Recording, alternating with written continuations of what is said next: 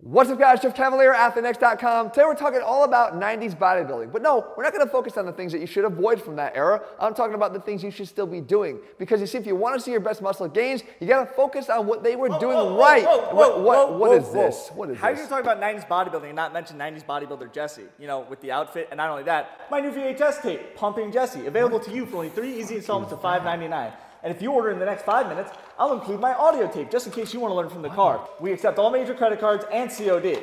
Dude, you're something else, you know that? Oh, I know I'm something else. That's why they love me out there. Run it. All right, guys, point number 1. If you want to get as big and jacked as me, you have to listen to something that my mom told me a long time ago.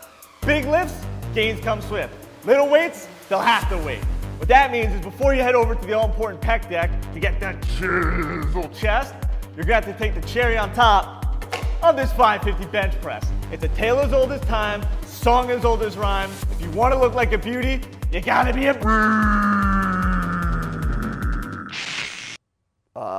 People actually bought this shit, Jesse? Yeah, a lot of people have bought this. All right, well, let me see if I can decode what he was saying.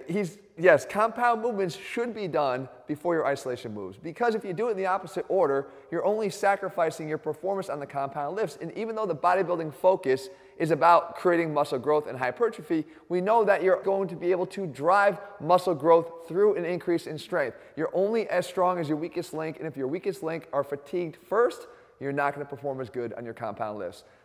Does this thing get any better, Jesse? I hope so. All right, point number 2, if you want to get big, strong, and jacked just like me, you got to train to failure on every single set. Now, what does that mean? You got to start breathing fire. Like a mythical dragon. You got to start training until you feel like you're bleeding from the eyes.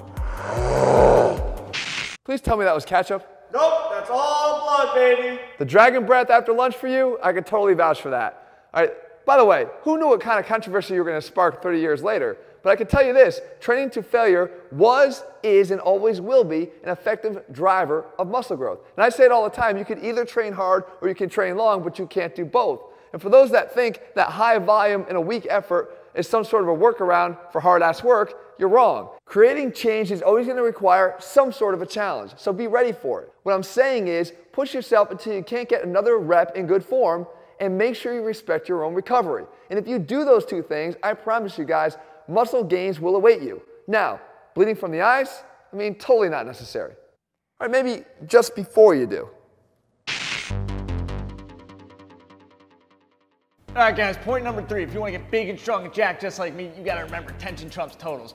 The numbers on the side of the dumbbell and on the bar don't matter as much as the tension that you put in the muscle. Now, if you really want to speak the language of the muscles, you speak tension to it. I get it. Your mother doesn't like me. Oh, you want me to take the garbage out? Stop making a scene, all right? What's going on with you? Fine, I will take the garbage out just as long as you give me another rep. Okay, that was a little uncomfortable. Nonetheless, what Jesse is saying here is actually true.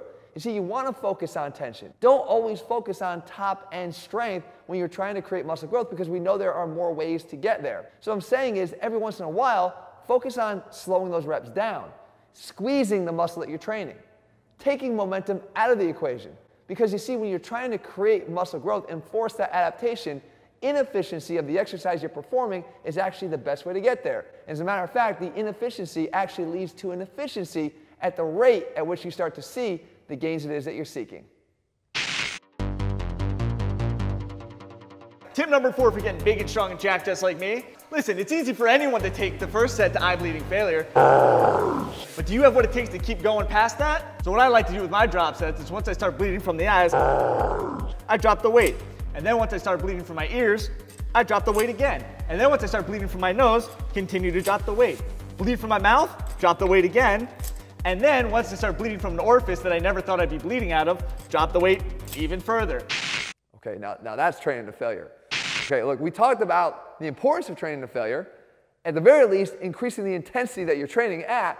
However, this is where the set intensifying techniques like the drop set come in incredibly handy, because they work then and they'll continue to work as a way to ensure that you're pushing yourself hard enough. As an example, on a bench press, if you were to perform a set to failure and you fail down at your chest, how do you know that it was your chest that actually got the work? Most often it's going to be the front delt that actually gives out. So by lightening the weight and going into a second set there, you're actually able to get more out of the chest and in the long run create more opportunity for growth. So don't overlook the benefit of utilizing some of these intensifying techniques when it's more gains that you're seeking. All right, guys, tip number 5 for looking as big and strong and jacked as I am is posing. Every good bodybuilder knows that you got to spend at least a few hours in front of the mirror admiring that physique and that masterpiece you've been working on for so long. And it doesn't matter if you're blocking the dumbbell rack and no one else can use that weight. This is all about you and your own gains. Oh, shit. Okay, so flexing, posing, it actually is beneficial. But I'm not saying you have to break out the posing trunks and the tanning oil to look good. What I'm saying is you can actually work on it either before your training or as part of your training. If you work on it before your training, it will help you to develop a mind-muscle control with a muscle that you don't necessarily have a good connection with, which can make your training more effective. And if you use it as an interset technique, the great Bruce Lee actually talked about using crossovers and isometrics in between sets of push-ups. It doesn't matter how you incorporate them, guys. Just don't overlook them entirely. Flexing a muscle can actually be a good thing. Hey, Jeff. Oh, man, you're something back? I forgot to mention on my VHS was that tanning makes you look that much better in everything you do. Really? You think that looks better? Oh, I think I missed a few spots. Tip number 6 for getting big and jacked and strong just like me is protein and supplementation. Now, thankfully, you guys have it easy. When I grew up, it was like drinking battery acid. Now, with flavor technology taken to a whole new level, you guys got scrumptious flavors just like vanilla. Now, if you want to talk about advanced with supplementation, check out this beauty. Creatine monohydrate. You take this in the first week, you're gaining 8 to 10 pounds of muscle mass. If you get stomach cramps, just ignore them because you're going to be focusing on all the new gains that you get.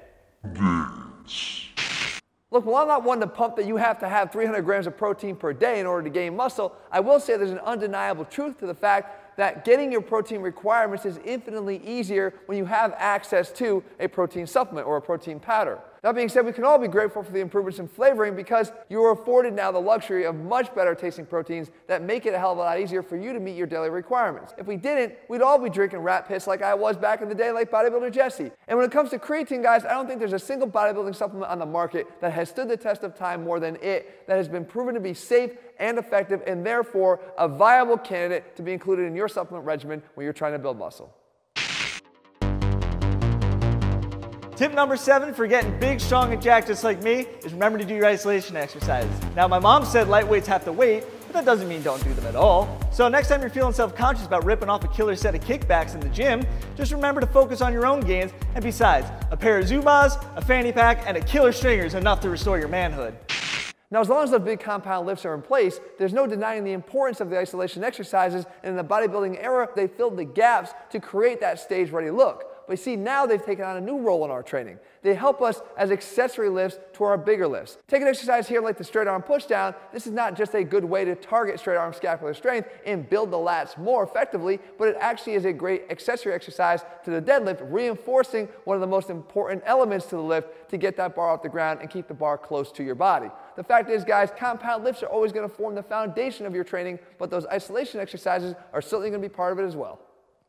So remember, guys, you can learn anything from any era if you're willing to open up your mind to it. If you're looking to go way back to the strongman era, make sure you check out this video here. If you want to see maybe what you should avoid from the 90s, we have that too. You can check out this video here. If you're looking for a program, guys, you can check out. Thank you for mentioning programs. Guys, Pump and Jess is still available to you. I'm done. I'm done.